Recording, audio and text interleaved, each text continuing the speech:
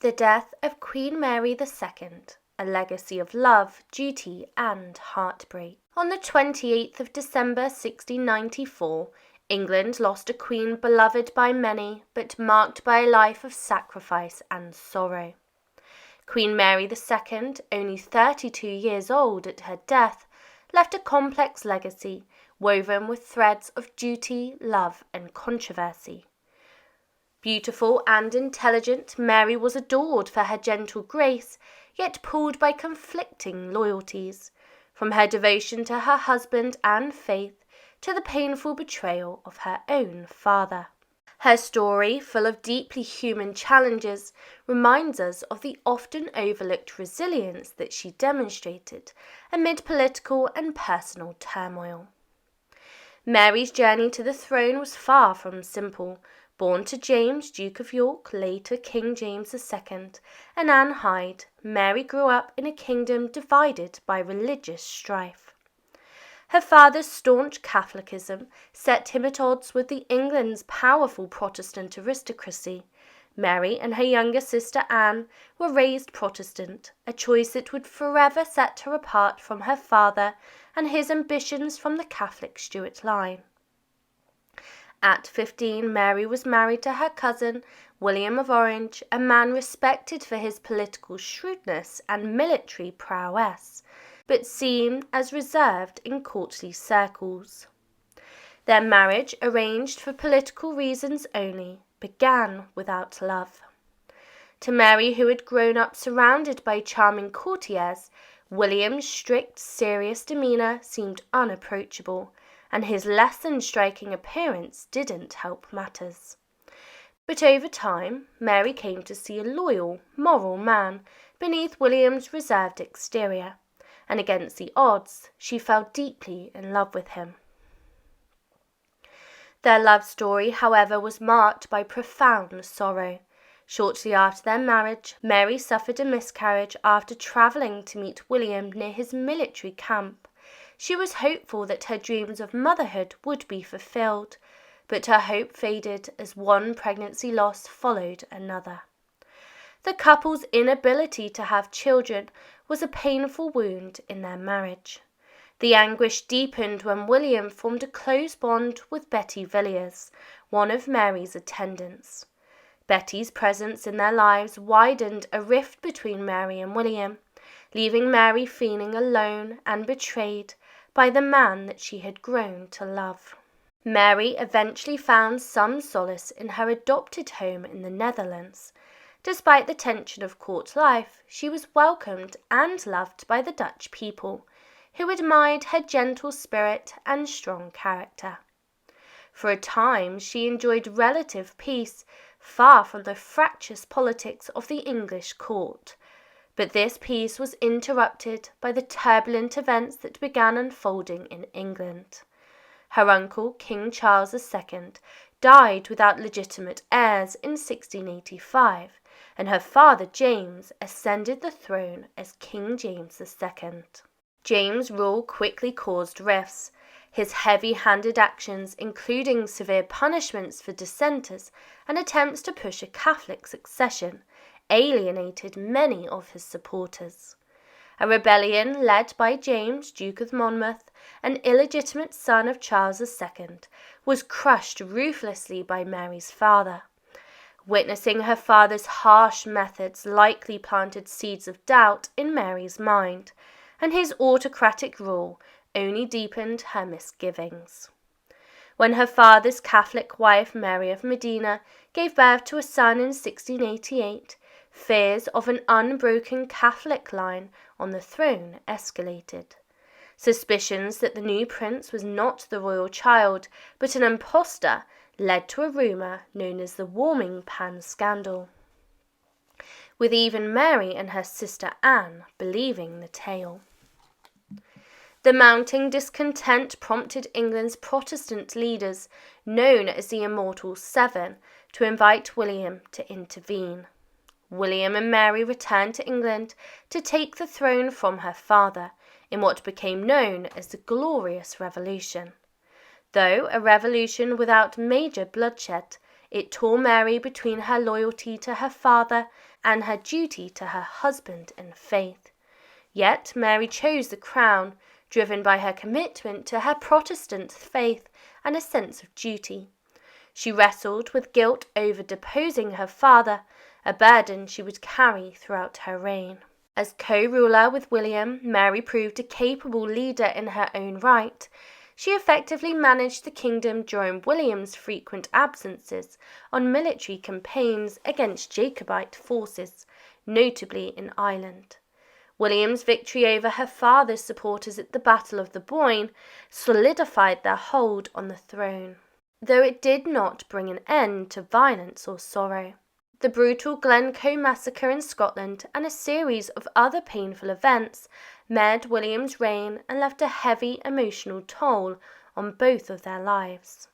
Mary's life was further complicated by her continuing love for her father despite his exile. Though she remained firm in her beliefs and loyal to her husband, the personal cost weighed heavily on her. In letters to William, she expressed her inner turmoil and often sought his guidance on matters of governance, especially when she faced opposition from within the court and beyond. By December 1694, the final tragic chapter of Queen Mary's life began to unfold. Winter had settled over England, blanketing the landscape around Kensington Palace.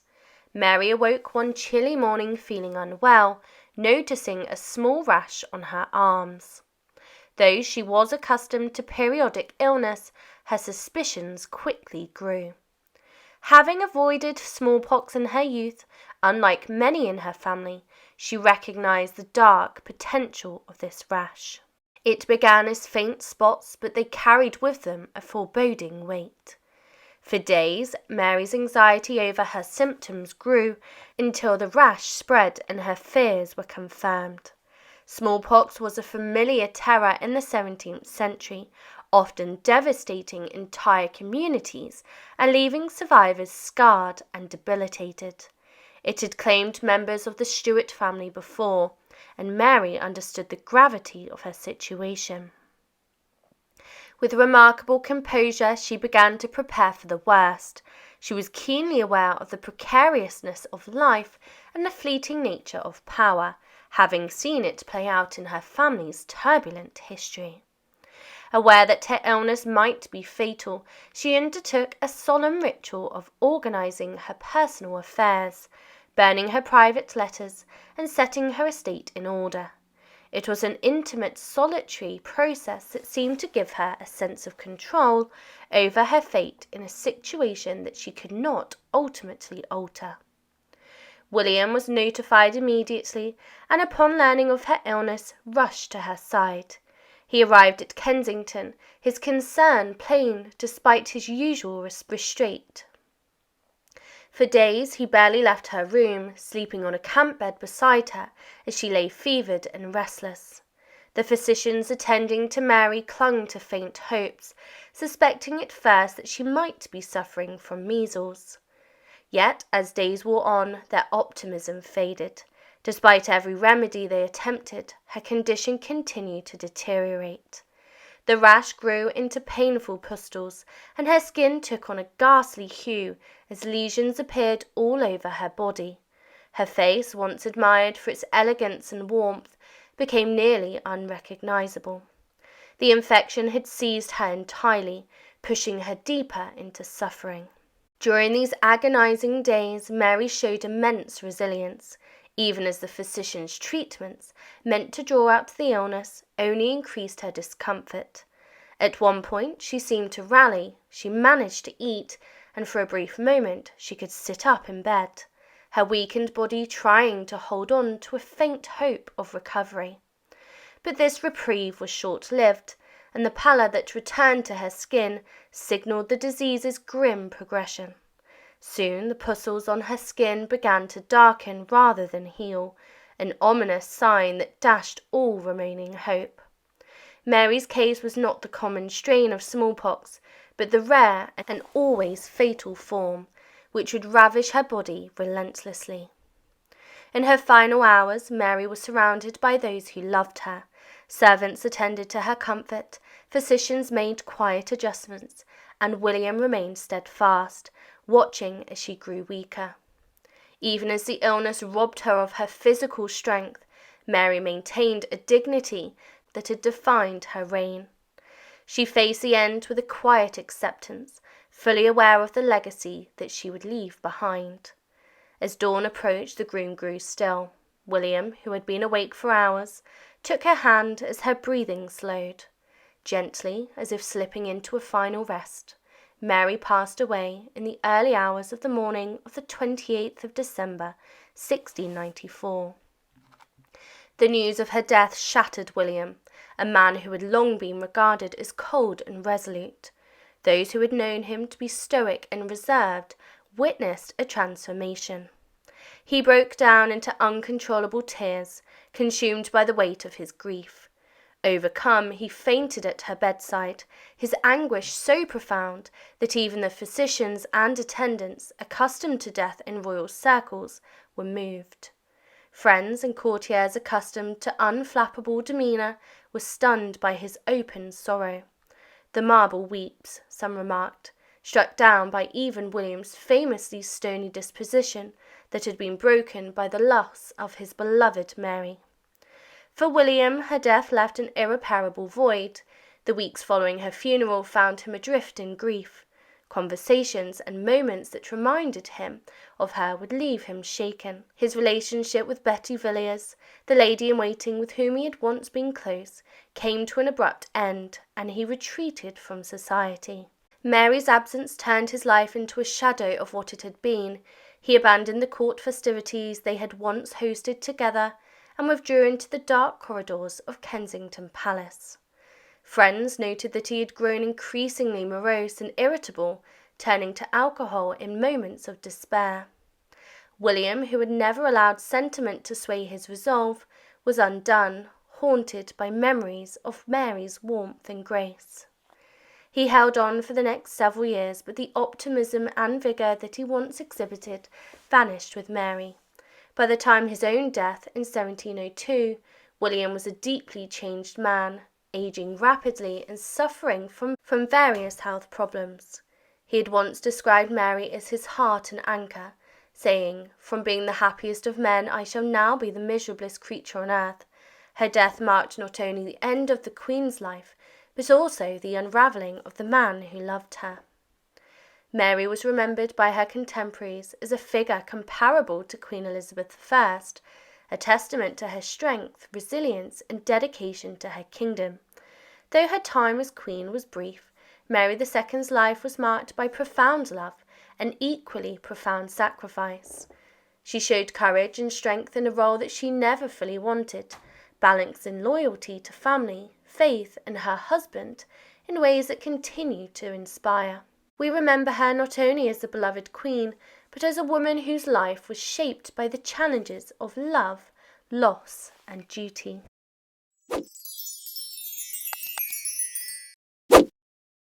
The ill health and death of Queen Anne Stuart.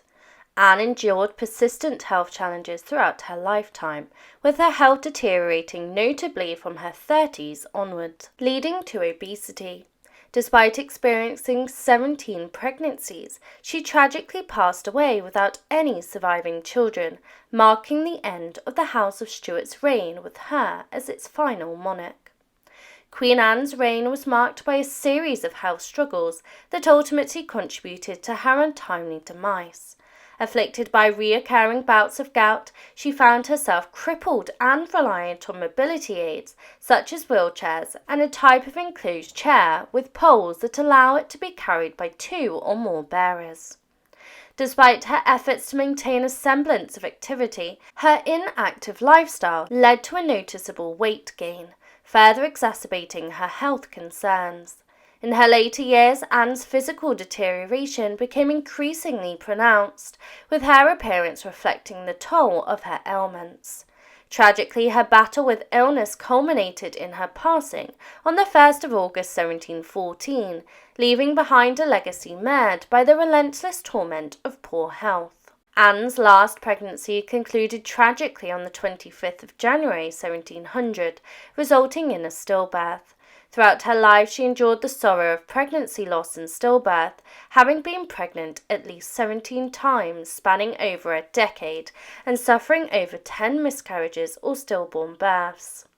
Beginning around 1698, Anne grappled with recurrent episodes of gout, characterized by agonizing pains in her limbs that eventually spread to her stomach and head. Given her history of fetal loss and the manifestation of various physical symptoms, medical experts speculate that Anne might have been afflicted with systematic lupus or antiphospholipid syndrome.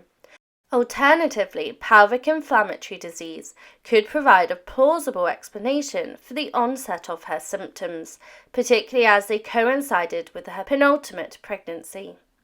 Various other factors have been proposed as potential causes of Anne's pregnancy failures, including listeriosis, diabetes, intrauterine growth retardation, and rhesus incompatibility. However, rhesus incompatibility seems less likely, as it typically worsens with subsequent pregnancies, whereas Anne's only surviving son, Prince William, Duke of Gloucester, was born after a series of stillbirths. Syphilis, porphyria, and pelvic deformity have also been considered, but are deemed improbable by experts due to inconsistencies with Anne's medical history and symptoms. Anne also battled with gout, and her battles plagued her throughout her later years, leaving her crippled for extended periods of time. Within the confines of the court, she relied on a chair with 2 poles carried by 2 or more bearers for transportation, or resorted to using a wheelchair to move around. Outside the court on her vast estates, she opted for a 1-horse chassis, which she handled with surprising vigour. The inactive lifestyle enforced by her condition took its toll on Anne's physical appearance, causing her to gain weight significantly. Sarah, Duchess of Marlborough, remarked on Anne's transformation, noting that while there remained a semblance of majesty in her appearance, it was overshadowed by a profound sense of gloominess. Sir John Clarke, 1st Baronet, provided a candid depiction of Anne's condition during a visit in 1706. He described her enduring a bout of gout, writhing in extreme pain and agony. His account painted a stark picture of the Queen, with her face bearing redness and spots, accentuated by her dishevelled attire. The affected foot was visibly distressed, wrapped in unsightly bandages. Clarke's encounter left a deep impression, highlighting the distressing reality of Anne's suffering, which resonated deeply with him. Between January and July of 1713, Anne's physical condition deteriorated significantly. The ordeal began during the Christmas season, when she fell ill with a fever and remained unconscious for an extended period of time, sparking widespread rumours of her imminent demise. Although she managed to recover from this episode, her health took another serious turn for the worse in March of the same year. By July, Anne had begun to lose confidence in her trusted adviser, Harley. According to records, she expressed her grievances to the cabinet, citing Harley's alleged neglect of duties, incomprehensible communication, unreliability, and unprofessional conduct, including instances of arriving intoxicated. Consequently, on the 27th of July 1714, amid Parliament's summer recess, she made the decision to dismiss Harley from his position as Lord Treasurer. Despite her declining health, attributed in part to the stress of governance, Anne continued to fulfil her duties, attending late-night cabinet meetings aimed at selecting Harley's successor. However, her condition worsened to the point where she was unable to attend a third crucial meeting due to her illness. On the 30th of July 1714, the anniversary of the death of her beloved son, Prince William, Anne suffered a debilitating stroke, rendering her unable to speak. In response, on the advice of the Privy Council, she delegated the duties of Lord Treasurer to Charles Talbot, the 1st Duke of Shrewsbury. Anne passed away on the morning of the 1st of August 1714, around 7:30 a.m. Her death brought relief to some, including her physician, who saw it as a release from a life marked by poor health and personal tragedy. She was laid to rest beside her husband and children in the Henry VII Chapel on the south aisle of Westminster Abbey on the 24th of August.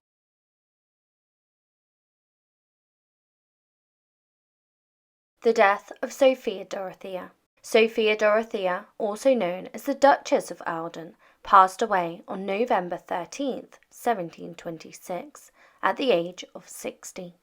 Her final years were marked by loneliness and declining health, leading to her death from liver failure caused by gallstones. Her death was announced without ceremony, and despite her royal connections, her burial was delayed and conducted in secret. Sophia Dortha was born on the 15th of September 1666, and she died in 1726. She was married off to her first cousin George, who would later become King George I of Great Britain. Their marriage, which was set up by her father, his father, and his mother, didn't end very well. Sophia Dortha is famously known for her supposed romantic relationship with Count Philip Christoph, which eventually led to her being locked up in the castle of Ahlden for the last 30 years of her life. George blamed Sophia for abandoning their marriage and demanded a divorce. He had her arrested and kept in a castle during the divorce. On the 28th of December 1694, their marriage was officially ended, and Sophia Dortha was blamed for leaving her husband. She lost all of her titles and privileges. She was not allowed to remarry or see her children, and she was not even mentioned in church prayers. After their divorce, George sent her to live in Osborne House, which was more like a prison, despite being a large and fancy home. Her ex-husband took control of her property and gave her a yearly allowance for her living expenses. Initially, she got 8,000 thalers, but this later increased to 28,000. Paid for by both George and her father. She lived in a secure part of the castle, constantly watched by guards. Although her mother could visit her freely, her mail and other visits were heavily monitored. Sophia Dortha never tried to escape. At first she could only walk in the courtyard by herself, but later on she was allowed to walk in the garden with guards, and after 2 years she could go on short, supervised outings. Sometimes she was moved to other castles due to wars or renovations. Her staff included loyal servants such as 2 ladies-in-waiting, several chambermaids, and kitchen staff. After being locked away, Sophia Dortha was called the Duchess of Ahlden, and initially she was very passive and accepted her situation. However, as time passed, she tried to get her freedom back. In 1698, after her former father-in-law passed away, she sent a heartfelt letter to her ex-husband, expressing her daily prayers for him and pleading for forgiveness and a chance to see their children again. She also wrote to her former mother-in-law, wishing for a chance to meet her one last time. Sadly, neither responded to her appeals. In 1705, her father wanted to see her one final time on his deathbed. However, his advisor objected, fearing it might upset diplomatic relationships with Hanover. Her father died without them reconciling.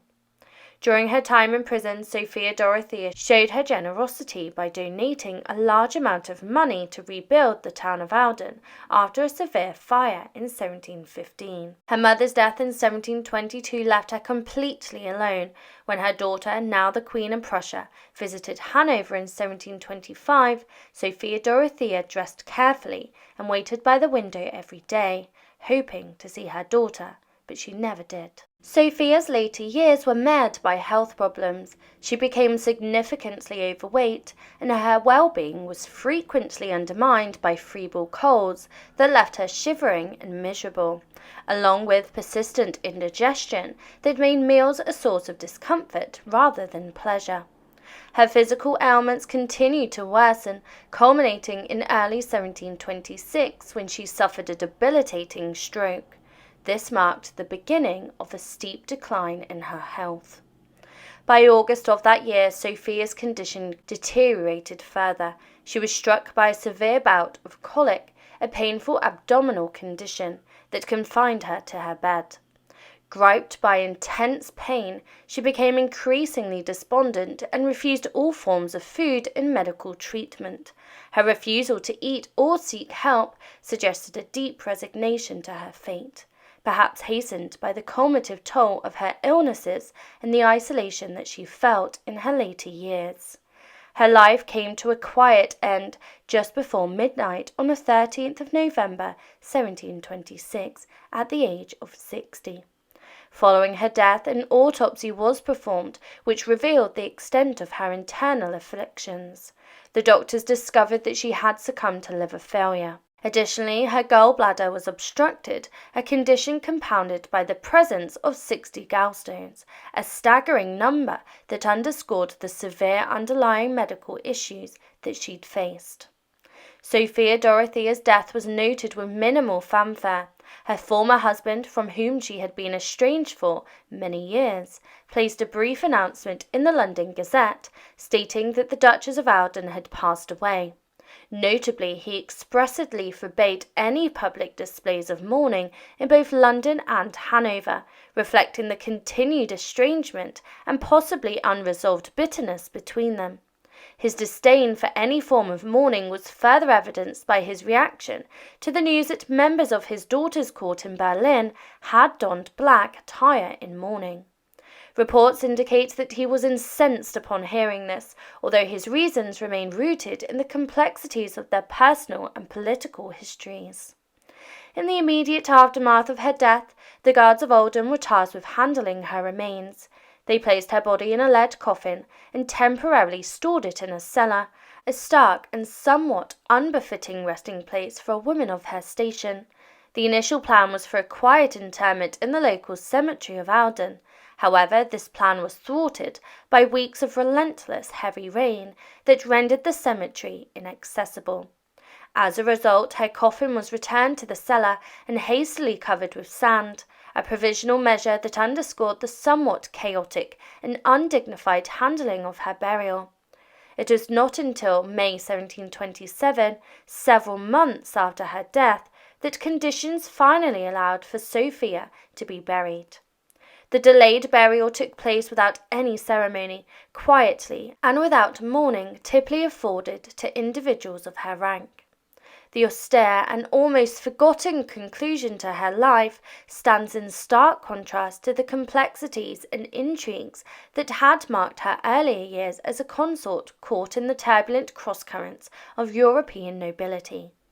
Her final resting place, devoid of pomp or significant recognition, perhaps epitomizes the isolation and neglect that she experienced in her final years, far removed from the power and influence that she once defied her life. A heartbreaking tale of Queen Caroline, unraveling the tragic threads of a queen's life and ultimately her demise. In the big storybook of history, some stories make us smile, some bring tears, and others leave us lost in thought. The story of Queen Caroline, who stood by King George II, is one of those tales that touch the heart deeply.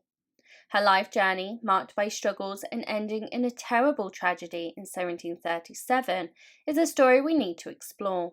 Join us as we unfold the layers of Queen Caroline's life, her battle with health, and the sad event that led to her untimely end.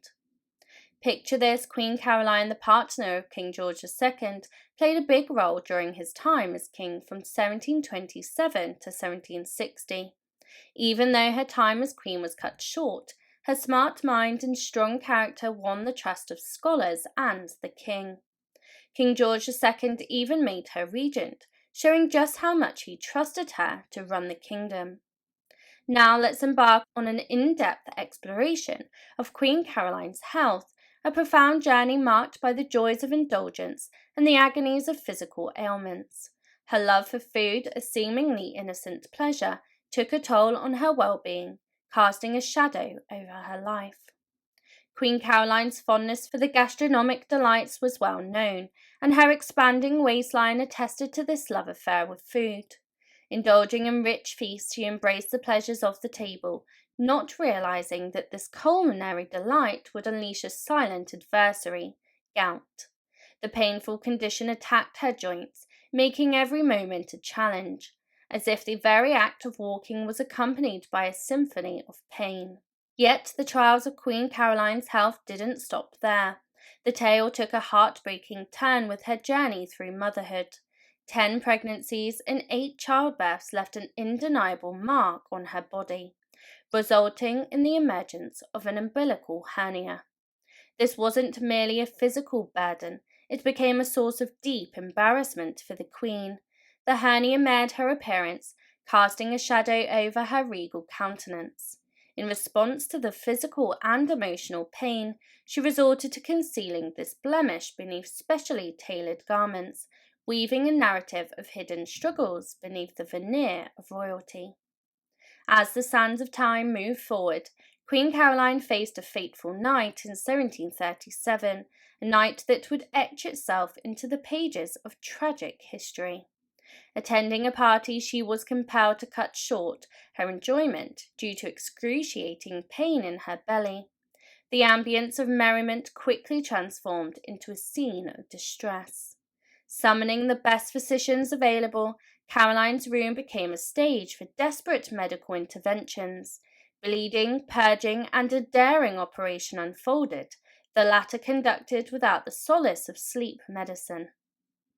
Tragically, the very hands that were meant to heal her committed a risky act, sealing her fate in a cruel twist of destiny. The progression of Caroline's health took a perilous turn, pushing the medical practitioners to explore unconventional measures in a desperate bid to save the Queen. Ignoring established medical wisdom, the doctors, in a daring move, decided to cut a portion of her ailing bowel. The weight of uncertainty hung in the air, yet Queen Caroline, even in the absence of medical aid, clung to her spirit. In the midst of this medical maze, the Queen displayed resilience that bordered on the extraordinary. She exchanged jokes with her attending physician, Dr. Ramby, a gallows humour that testified to her indomitable spirit. However, even the strength of her will couldn't shield her from the gravity of the unfolding tragedy. Despite the facade of humour, Caroline's pain intensified. The ability to ingest even the simplest substance eluded her, and as days turned into weeks, the inevitable transpired. The strained bowels ruptured, causing a burst that heralded 3 long days of unrelenting agony. Finally, on the sombre date of the 20th of November, 1737, Queen Caroline departed this world within the confines of St. James's Palace, London, with her husband, King George II, standing vigil at her bedside. As the curtains closed on this poignant chapter, the tale of Queen Caroline's health emerged as a tapestry woven with threads of indulgence, affliction, and an unyielding spirit that flickered until the last breath. The pages of history bore witness to a queen who faced a multitude of physical trials, each chapter etched with the language of sorrow. Caroline's funeral, held at Westminster Abbey on the 17th of December 1737, was a sad day in royal history. King George II asked Handel to create music for her, called The Ways of Zion de Morn. At her funeral, special seats were set up for important people to watch, something that hadn't happened before. In a touching move, King George II planned for matching coffins with removable sides. He wanted to rest next to his beloved Queen. The sad end of Queen Caroline left a big mark in history, not just for the mistakes in her treatment, but also for changing how royal funerals were done. Her memory lives on, showing how smartness, strength, and life's fragility mix even in the grand world of royalty. Queen Caroline's story unfolds like a powerful chapter in the big book of history, showing us that even queens face tough times. Her cleverness, strength, and courage during her struggles make her a very special figure from the past. As we dig into her story, we get a closer look at the queen who left her mark on history, leaving us with a tale woven in the threads of sadness, complexity, and the strength of the human spirit. The death and funeral of Queen Charlotte. By early 1811, King George was already experiencing vision loss and enduring intense physical suffering from severe ailments, separate from his mental illness. He was confined to a serene and isolated section of Windsor Castle. At first, the Queen would occasionally visit him there, accompanied by one or more of his caretakers or her children.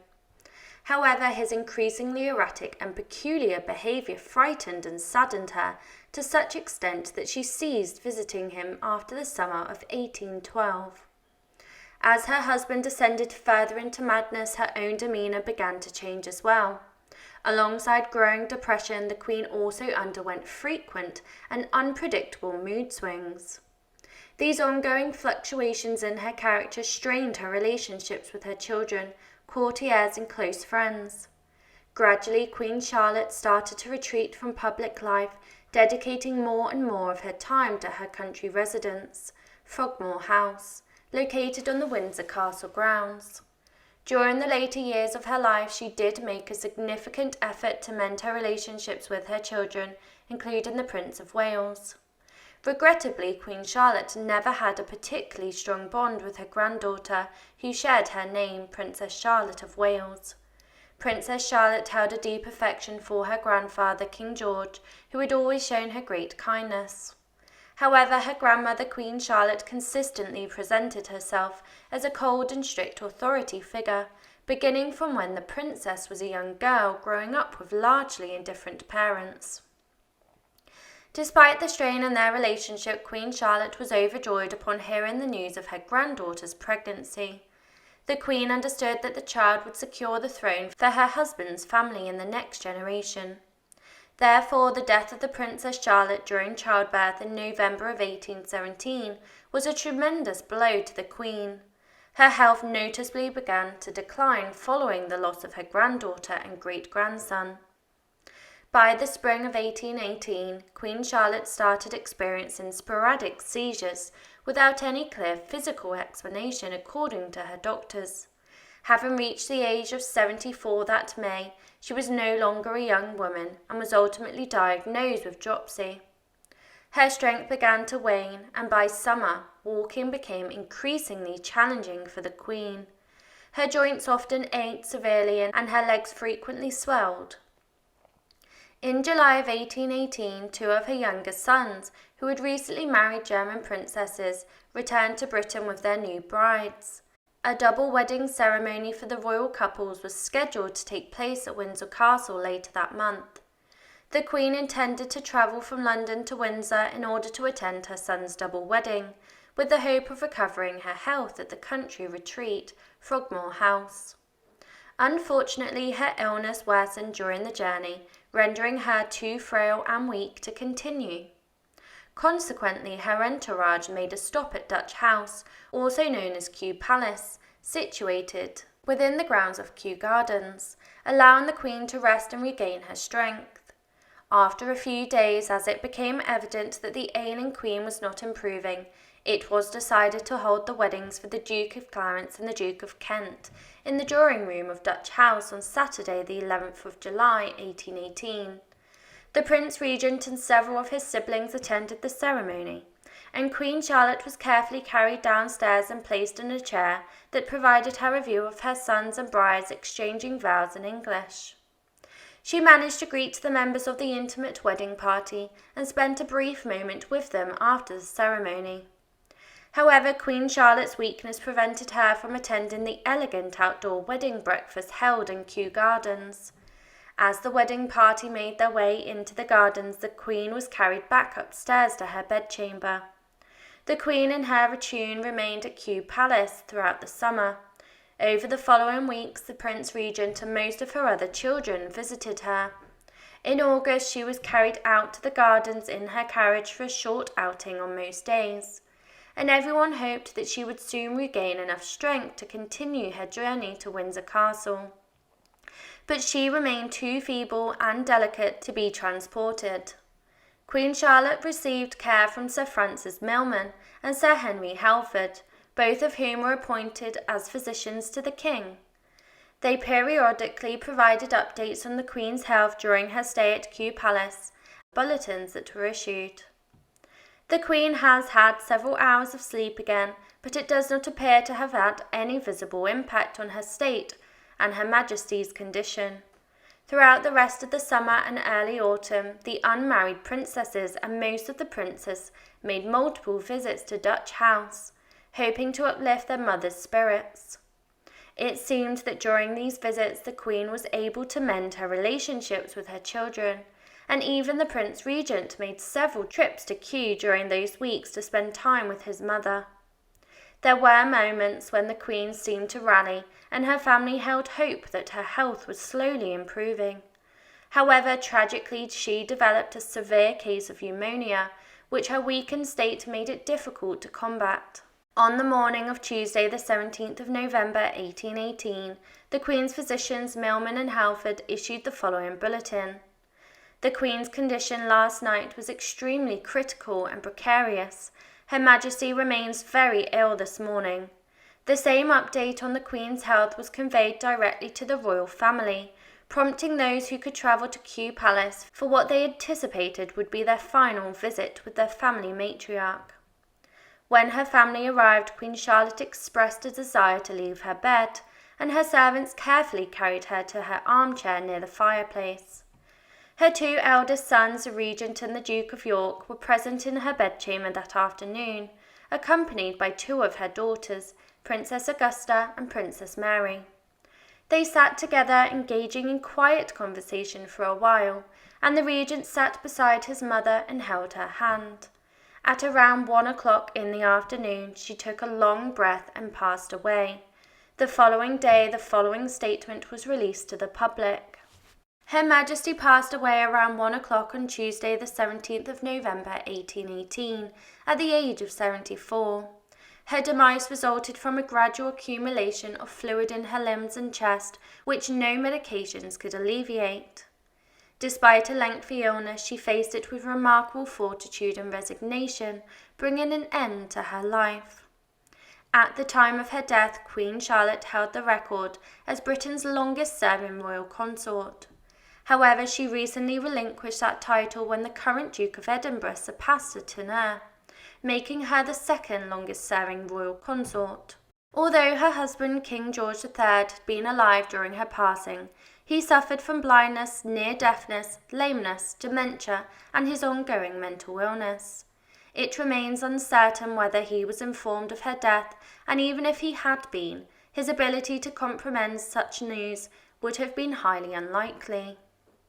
Several days were devoted to planning the funeral arrangements, and during this period the Queen's body was prepared for burial at Kew Palace, where it lay in state of mourning privately for approximately 2 days. Then, at approximately 9 o'clock in the morning of Wednesday the 2nd of December 1818, the Queen's coffin was draped in a black pall and placed in a hearse drawn by 8 black Hanoverian horses belonging to the Queen herself, for the final journey to Windsor, passing through London. The procession included multiple carriages pulled by black horses, which would carry the Prince Regent and his brothers to the funeral service. Mounted lances formed an honorary guard accompanying the procession to Frogmore House, the Queen's country retreat. Around 7 o'clock in the evening, upon reaching Frogmore House, the Prince Regent, assuming the role of chief mourner, took his place in the first carriage following the hearse. His brothers then accompanied the other carriages, and the chief servants of the King, Queen, Prince of Wales and the royal family, all attired in deep mourning attire of scarlet livery and black scarves and hatbands, joined the procession, each carrying a lit flambeau. Following them were 40 yeomen of guard, followed by the mounted trumpeters and kettle drummers of the horse guards. On foot, the foot guards marched with their 50s and drums. The death of Caroline of Brunswick. Caroline of Brunswick, also known as Caroline Amelia Elizabeth, lived from the 17th of May 1768 to the 7th of August 1821. She held the titles of Queen of the United Kingdom of Great Britain and Ireland and Queen of Hanover from the 29th of January 1820 until her passing in 1821. Caroline was married to King George IV, but their relationship was strained, and they had separated shortly after the birth of their only child, Princess Charlotte.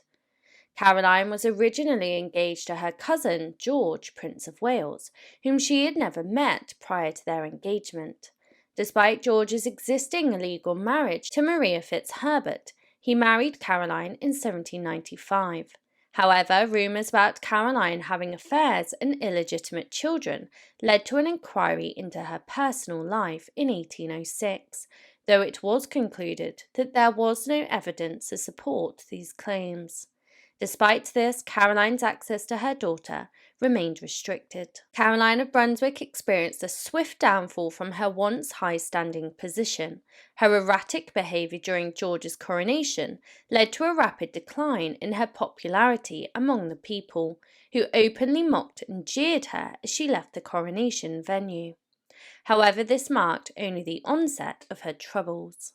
So how did this queen die? Caroline's descent into illness marked the onset of a dark chapter in her tumultuous life. Following a harrowing day that left her nerves frayed, she returned home only to find herself succumbing to a grave sickness as twilight enveloped the horizon. Desperate for relief, she turned to remedies like milk of magnesia and drops of laudanum, hoping for respite in slumber. Yet fate seemed intent on thwarting her plans at every turn. As weeks dragged on, Caroline confronted a grim reality. Her health showed no signs of improvement. Instead, it spiraled towards an ominous conclusion. With time slipping through her fingers, she embarked on the sombre task of arranging her affairs, preparing for the inevitable. However, amidst this tortuous journey, she hurled startling accusations into the ether, alleging a sinister plot orchestrated against her.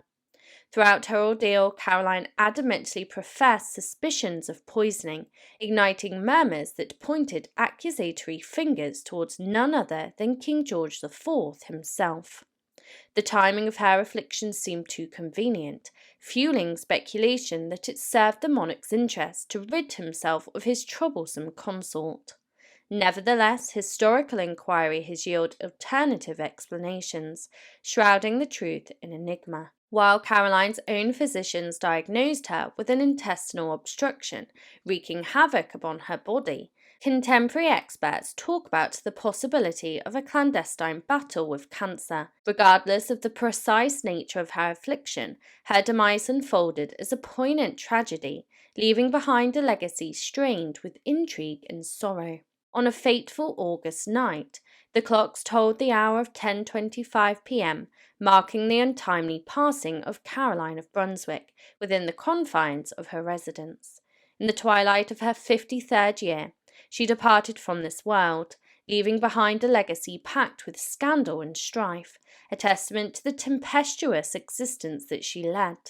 Yet, even in death, Caroline managed to stir the embers of controversy, ensuring that her name would linger in the annals of history as a provocateur beyond the grave. Caroline of Brunswick, renowned for her penchant for drama, orchestrated a sensational exit that left an undeniable mark on history.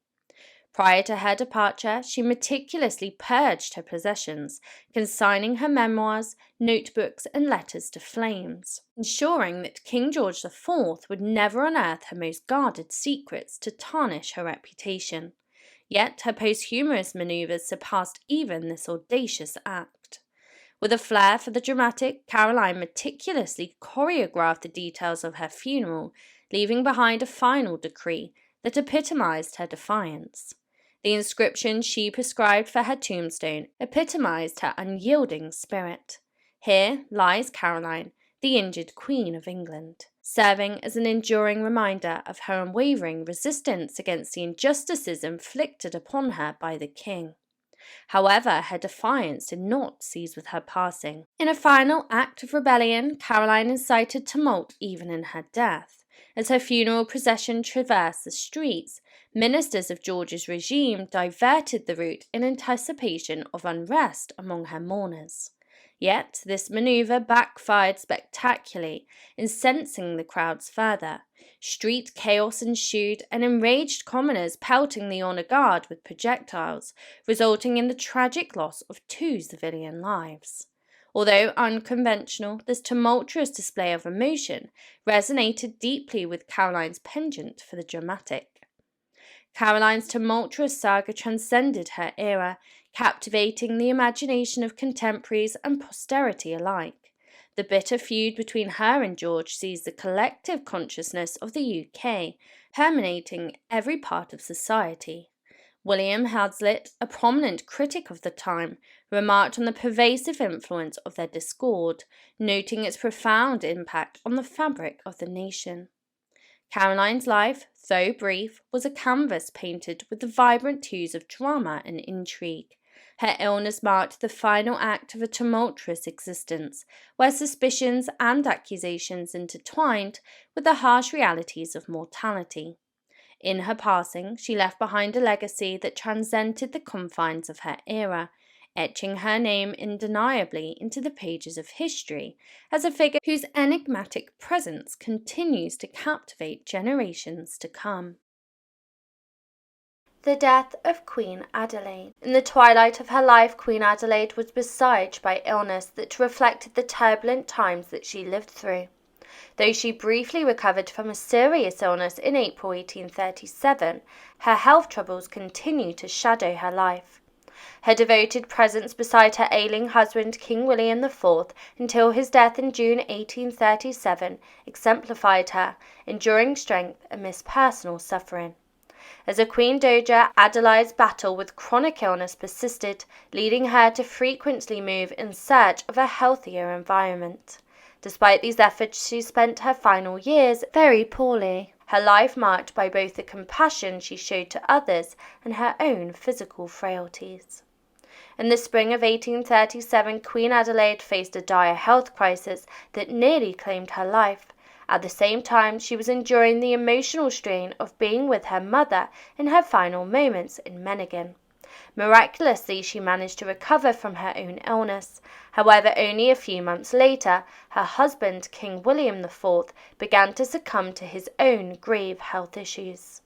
With unwavering dedication, Adelaide spent over 10 days at his side, foregoing sleep and comfort to be with him as he faced his final hours. Her dedication did not wane, even as she grappled with her own frail health. King William IV ultimately passed away from heart failure in the early morning hours of the 20th of June 1837 at Windsor Castle, where he was later buried. This event marked a significant shift in the British monarchy as Victoria was proclaimed Queen. There was a small possibility that Adeline was pregnant, which could have affected the succession, but this turned out to not be the case. Following the king's death, Adelaide became the first Queen Dowager in over a century, a title last held by Catherine of Braganza, Charles II's widow, who died in 1705, and Mary of Modena, the spouse of the deposed James II, who died in 1718. Adelaide outlived her husband by 12 years, navigating life with resilience despite ongoing health challenges. In pursuit of a more suitable climate for her health, Adelaide embarked on a journey to Malta in October 1838 aboard HMS Hastings. The trip included a stop at Gibraltar before settling in Malta for a 3-month stay. Finding no Protestant church on the island, Adelaide funded the construction of St. Paul's Pro-Cathedral in Valletta, demonstrating her commitment to her faith and community even while away from home. Her travels did not end in Malta, and in the summer of 1844 Adelaide returned to her homeland for what would be her last visit. She travelled to Altenstein Palace and again to Menningen, perhaps reconnecting with her roots and family memories. Throughout her life, Adelaide maintained residences at prestigious locations, including Marlborough House, which she held from 1831 until her death in 1849, and Bushey House and its expansive Bushey Park at Hampton Court. These residences served not just as homes, but as places where she could receive guests and conduct her duties as Queen Dowager. Queen Adeline's later years were marked by a continuous search for comfort and health as she dealt with her ailments. She often moved between various residences, seeking the solace and restoration that each new environment promised. Her life was a testament to her resilience and dedication, both to her personal health and her public responsibilities. Despite the challenges, she remained a figure of strength and compassion, involved in her community and committed to her faith until the end of her days. By 1846, Adelaide moved to Osborne House, which she rented from Lord Essex. This period was notable for her hospitality, as she hosted Queen Victoria and Prince Albert, showing her continued involvement in royal duties, despite her health. After 2 years, her quest for a better living situation took her to Bentley Priory in Stanmore, rented from Lord Abercorn, where she would eventually spend her final days. As her health continued to decline, in 1847, Adelaide was advised to spend the winter in Madeira, a place famed for its mild climate. While there, she not only sought recovery but also engaged in philanthropy. She donated money to the local poor and financed the construction of a road, thus contributing to the infrastructure of the island. Despite her failing health, Queen Adelaide made her last public appearance with a significant act of charity and faith. She laid the foundation stone for the Church of St. John in Great Stanmore, also donating the font for the church. After her death, the east window of the church was dedicated to her memory, honouring her contributions. Adelaide passed away on the 2nd of December 1849 during the reign of her niece, Queen Victoria. Her death occurred naturally at Bentley Priory in Middlesex. Due to her humble nature, she had previously penned down her wishes for her funeral during an illness in 1841, requesting a simple and private ceremony, free from any pomp or grand state display. She expressed a desire for peace and modesty, wishing her funeral to reflect the tranquility with which she had hoped to enter the afterlife. Accordingly, she was interred quietly in the royal vault at St. George's Chapel, Windsor, following her own directives for simplicity and humility. This approach to her final farewell reflected her lifelong values of humility and the importance of spiritual over worldly wealth. On the 11th of December 1849, while at Osborne House, Queen Victoria wrote a heartfelt letter to the King of Belgium about the passing of Queen Adelaide. In her letter she shared, "I know how you would mourn with us over the death of our beloved Queen Adelaide. We have lost the kindest and dearest of friends, and the universal feeling of sorrow, of regret, and of real appreciation of her character is very touching and gratifying." Through her words, Queen Victoria conveyed deep sorrow and a sense of loss, noting that many people now deeply appreciated Adelaide, perhaps more than they had while she was alive. This sentiment was echoed in an anecdote about an English artist who once painted Adeline. He noticed her eyes were red and asked if the light was hurting her. Adelaide responded that her tears were not because of the light, but because she had cried a lot. This exchange revealed the depth of her unspoken struggles and hinted that she deserved far better than the hardships she faced. Queen Adelaide's life, marred by recurring illness, drew to a close on the 2nd of December 1849. She passed away quietly as she had wished, avoiding the pomp and circumstance typical of royal funerals, in accordance with her instructions for a modest and private burial. Adelaide was laid to rest in the royal vault at St. James's Chapel, leaving behind a legacy of benevolence and humility that was only fully appreciated after her demise. Her gentle nature and the challenges she faced in her final years evoke a poignant reflection on the quiet yet profound impact that she had. Her story is a testament to the enduring strength and compassion in the face of unrelenting personal health challenges. The death of Queen Victoria. Queen Victoria, one of the longest reigning monarchs in English history, passed away on the 22nd of January 1901 at the age of 81, after ruling for approximately 64 years. Her reign marked a peak in the prosperity of the British Empire, with her subjects commonly referred to as Victorians. Her death came as a shock to many, as preparations for her state funeral had not been anticipated due to the unprecedented length of her rule. Towards the end of her reign, Queen Victoria faced significant challenges and turmoil. The year 1900 was particularly distressing, marked by the strain of the Boer War and personal tragedies within her family. Her elder son, Edward, the heir apparent, survived an assassination attempt, while her eldest daughter, Vicky, the Dowager Empress of Germany, battled advanced breast cancer. Additionally, her son Alfred, the Duke of Edinburgh, succumbed to throat cancer, and these losses deeply affected Victoria, who had already experienced bouts of depression, especially after the death of her husband.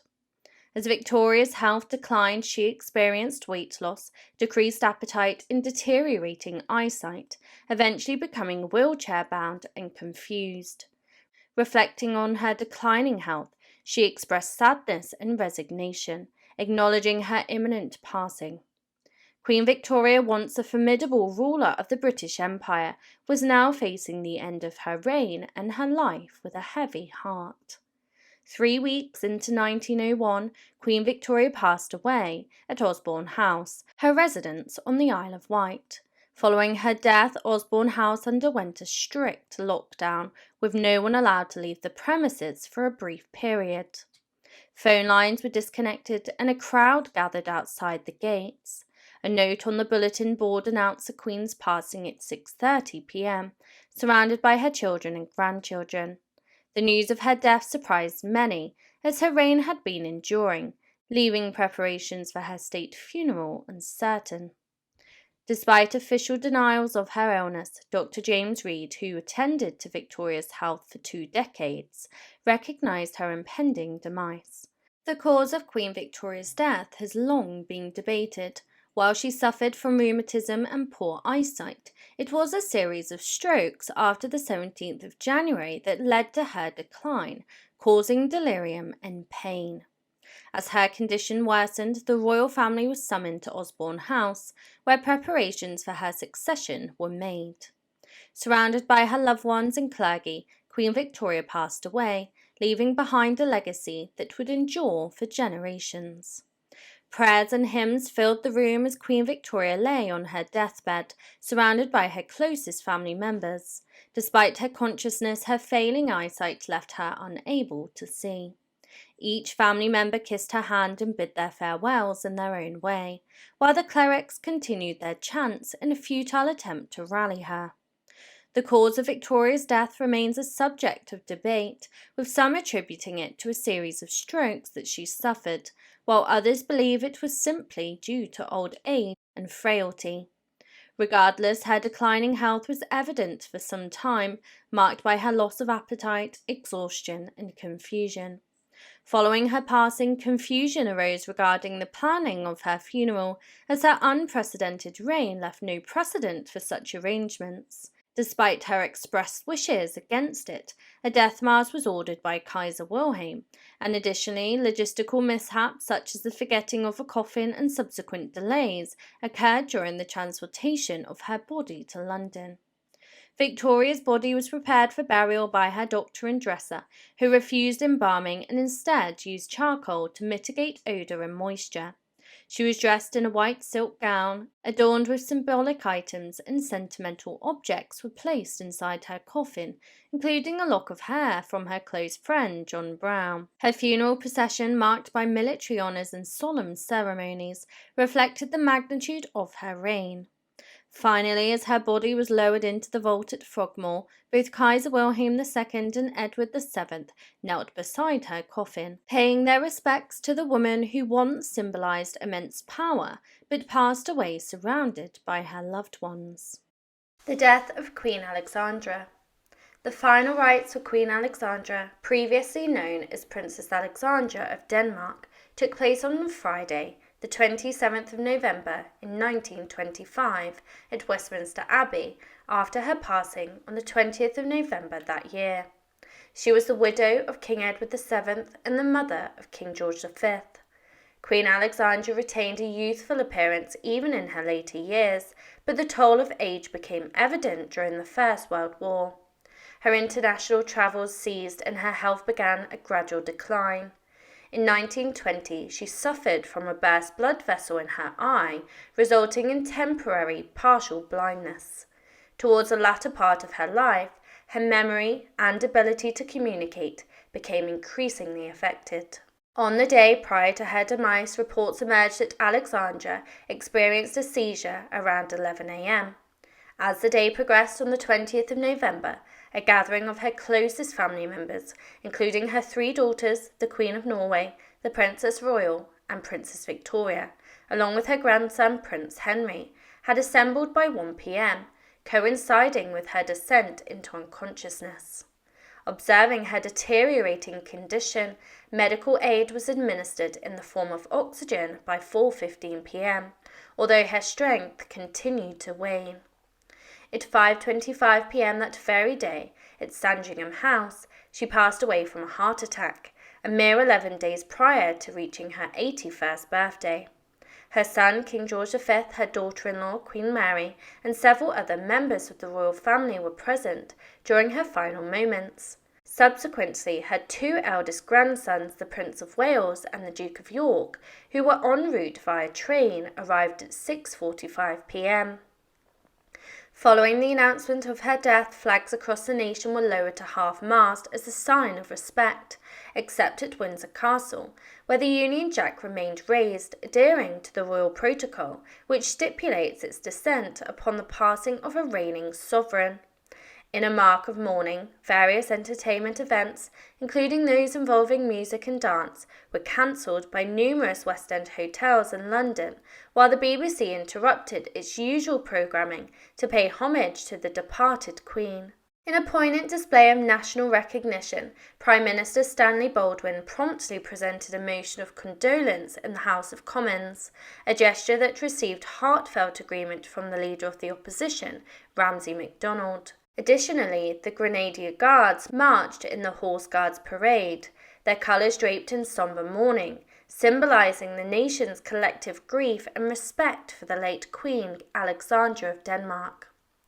Following Alexandra's passing, a series of poignant ceremonies unfolded, commencing with her remains being initially placed at St Mary Magdalene Church in Sandringham, before being relocated to the Chapel Royal at St James's Palace. A modest yet heartfelt service was conducted at the church in Sandringham, attended by both the royal family and local villagers.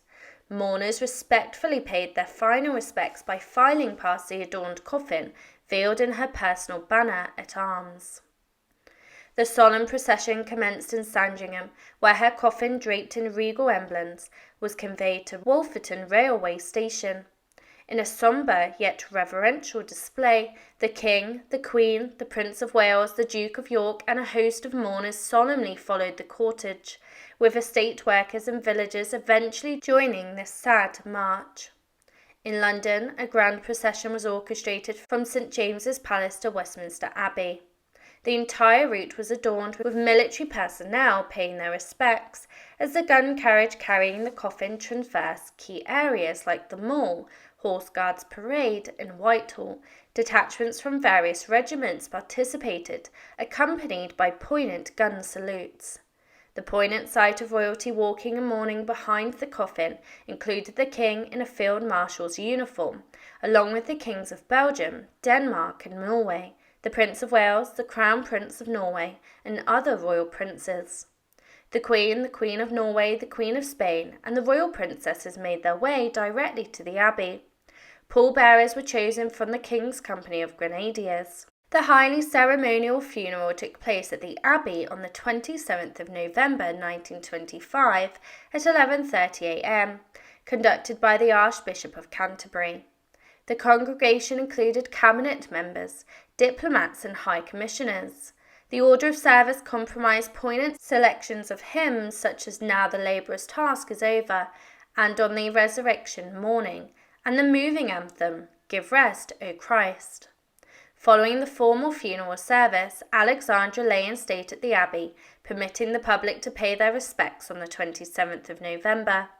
Throughout the nation, additional memorial services were conducted in churches, coinciding with the closure of theatres and dance halls in a show of respect. Beyond the shores, memorial services in Alexandra's honour were also held in Australia at notable cathedrals. Her coffin was later moved to Windsor for a private evening service, joining her late husband's coffin in the Albert Memorial Chapel, where floral tributes were placed for public viewing. As per Alexandra's directives, dating back to 1919, a monument designed by Bertram McKinnell was erected in the South Isle, featuring two effigies of both Alexandra and Edward in white marble atop a black and green marble sarcophagus. The bodies of the royal couple were finally interred 2 years after Alexandra's demise on the 22nd of April 1927, fulfilling her long-standing wishes. Remarkably, Alexandra's legacy persisted through her great-granddaughter, Princess Elizabeth Alexandra Mary of York, who was christened in homage to the late Queen, becoming Queen Elizabeth II, born just 5 months after Alexandra's passing. The death of Queen Mary. The final rites for Queen Mary, previously known as Princess Victoria, Mary of Teck, and the widow of King George V. She died just shy of her 86th birthday, and a mere 10 weeks before her granddaughter Queen Elizabeth II was to be crowned. During her last year, Queen Mary grappled with profound grief following the death of her son, King George VI, the third of her children to pass away before her. Her health had been deteriorating due to a gastric illness, confining her to her bed for about a month prior to her passing. Reports suggested that in her final month, she seemed to come to terms with the reality of her condition, feeling that she had accomplished her goal of safeguarding the monarchy and accepting that her life was reaching its natural conclusion. She also experienced discomfort from the light in her room, leading to the drawing of the curtains to shield her eyes. On the 24th of March 1953, Mary reportedly suffered a hemorrhage, prompting immediate concern for her health condition. At 11:40 a.m., a bulletin released from Marlborough House addressed these concerns. Subsequently, a second bulletin at 1:40 p.m. detailed a significant deterioration in her state, indicating a severe weakening of her heart function. As the day progressed, updates were issued at 7 p.m. It was reported that Mary was gradually losing strength, but peacefully resting. Tragically, she passed away in her sleep at Marlborough House at 10:20 p.m. The official announcement, released at 11:15 p.m., signed by Sir Horace Evans and Lord Webb Johnson, confirmed her passing. Her daughter, the Princess Royal, was by her side during her final moments. Throughout the day, Mary's children and various members of the royal family by her side.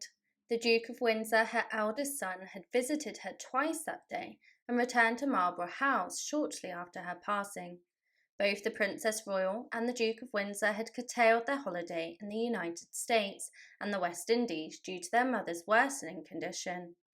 Her other surviving son, the Duke of Gloucester, her granddaughters Queen Elizabeth II and Princess Margaret, Queen Elizabeth the Queen Mother, and additional members of the royal family also paid their respects on her last day. The day following Mary's passing saw a steady stream of royal family members visiting Marlborough House to pay their respects, notably the Queen and the Duke of Edinburgh, along with a host of other relatives, gathered to honour her memory. In the midst of this, a spokesperson for the Duchess of Windsor, who hadn't accompanied her husband to Britain, expressed her deep distress at the news of Mary's passing. Reactions to Mary's passing were deeply ceremonial and widespread. The banner of her arms, which flew over Marlborough House, was respectfully lowered following the announcement of her death.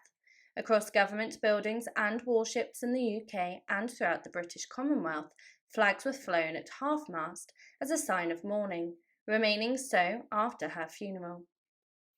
At 10:45 p.m, Prime Minister Winston Churchill solemnly informed the House of Commons about her passing. He introduced a motion of condolence, which received support from the Leader of the Opposition. The Federal Parliament of Australia also paid tribute to her legacy. Condolences poured in from various international figures: the King of Sweden, US President, French President, German President, and diplomats from the British Commonwealth, among others. The news of her demise prompted an interruption in the BBC programming at 11:25 p.m. All regular broadcasts were halted, making way for news updates and weather forecasts only. The following day, both courts and the London Stock Exchange held a brief moment of silence before resuming their activities. The royal household observed a month-long mourning period until April the 25th. Official engagements involving the royal family were cancelled during this time. Respecting Mary's passing, although the coronation plans for her granddaughter Queen Elizabeth II proceeded as per Mary's express wishes. The location for her funeral shifted due to the preparations for the upcoming coronation, with Westminster Abbey ruled out as the venue. On the 25th of March, the Queen's Own Rifles of Canada, a regiment of which Mary was the colonel-in-chief, held a solemn parade dedicated to her memory. The ceremony surrounding Mary's passing continued as her coffin was placed at the Queen's Chapel in Marlborough House grounds on the 26th of March. Members of her household stood guard in vigil over her casket. On the 29th of March, the Archbishop of Canterbury presided over a small service at the chapel, attended by the Queen, the Duke of Edinburgh, the Queen Mother, and other members of the royal family. Floral tributes from close family members adorned the chapel, signifying their deep respect and affection for Mary. A plaque situated in Westminster Hall marked the significant event of her lying in state. The movement of Mary's coffin from Marlborough House to Westminster Hall commenced on the 29th of March at 2:29 p.m., following a route extending a mile and a half. Adorned in her personal standard and topped with a wreath from the Queen, the coffin rested on the gun carriage of the King's Troop, Royal Horse Artillery. The procession moved from the Mall towards the Horse Guards Parade and into Whitehall, traversing streets filled with an assembly of 500,000 people. The carriage was accompanied by 6 pallbearers, including colonels from the 4 regiments with which Mary held a significant connection. Participating in this grand march were units from various military divisions, numbering 210 members, each from the Royal Air Force and the Brigade of Gurkhas, along with 42 from the Household Cavalry and 262 from the Royal Navy and the Royal Marines. The procession included the massed bands of the Brigade of Gurkhas, 2 footmen, 2 pages, and her steward, all representing Queen Mary's household. The gun carriage, flanked by pallbearers and the Queen's company of the Grenadier Guards, was escorted by notable figures such as the Duke of Edinburgh, the Duke of Windsor, the Duke of Gloucester, the Duke of Kent, Prince George Valdemar of Denmark, members of the British nobility, high-ranking military officers, and representatives from regiments associated with Mary. Throughout the route, military personnel stood in formation with arms reversed, only presenting arms when the gun carriage passed in front of them. The pace of the procession was 80 steps per minute, with gun salutes fired every minute. The entire march lasted 26 minutes, with the coffin arriving at Westminster Hall at 2:55 p.m. At 3 p.m, when the coffin was positioned within Westminster Hall, distinguished members of the royal family, including royal dukes, Mary's brother, grandsons, and other nobility, stood in solemn respect. The Queen Mother, Princess Margaret, the Princess Royal, the Duchesses of Gloucester and Kent, Princess Alexandra, and the Countess of Athlone stood on the opposite side. The Grenadier Guards formed the Guard of Honour, while regiments from the Royal Air Force also stood present. An intimate service conducted by the Archbishop of Canterbury took place in the presence of royal family members, government officials, and Parliament members and their spouses. Her remains were placed in state from March the 29th to the 31st, 1953, allowing heads of states and nearly 120,000 mourners to pay their respects as they passed by her coffin. The vigil at her coffin was also shared by the Duke of Windsor and the Duke of Gloucester. On the morning of the 31st of March 1953, Mary's remains were transported by car from London to Windsor at 5 a.m. They were then taken to the Albert Memorial Chapel in preparation for a procession within the grounds of Windsor Castle towards St George's Chapel. Mourners departed from London Paddington Station to board a special train heading to Windsor for the funeral. The coffin, borne by 6 military pallbearers selected from regiments associated with Mary, was brought into St George's Chapel. It was solemnly carried through the Great East Door at 11 a.m. The procession was led by Captain Arthur Paget, Lord Claude Hamilton, the Hon John Coke, who carried Mary's insignia and chivalric orders, and the Lord Chamberlain. Following were a host of notable figures, including the Duke of Edinburgh, the Duke of Windsor, the Duke of Gloucester, and the Duke of Kent. During the funeral service, attended by 1,500 mourners, conducted by the Archbishop of Canterbury and the Dean of Windsor, hymns like "Abide with Me" and "Glorious things of these are spoken" were sung. The coffin was then lowered to the royal vault as the Queen sprinkled earth from Frogmore 3 times onto her grandmother's coffin, marking the Archbishop's declaration of her transition to eternal life. This was followed by the pronouncement, "Earth to earth, ashes to ashes, dust to dust." The service concluded with the recital of Dead March. After the ceremony, members of the public were allowed on the castle grounds to pay their respects and view the floral tributes. Simultaneously, a memorial service at St. Paul's Cathedral, attended by 4,000 individuals, was held. Mary's body was laid to rest in the royal vault before being interred next to her husband, King George V, in the north nave aisle of St. George's Chapel, beneath a significant tomb effigy sculpted by Sir William Reid Dick. In August 1953, it was revealed that through the principal probate registry records that Mary had left an estate valued at £379,864 in her will, later assessed at £406,407.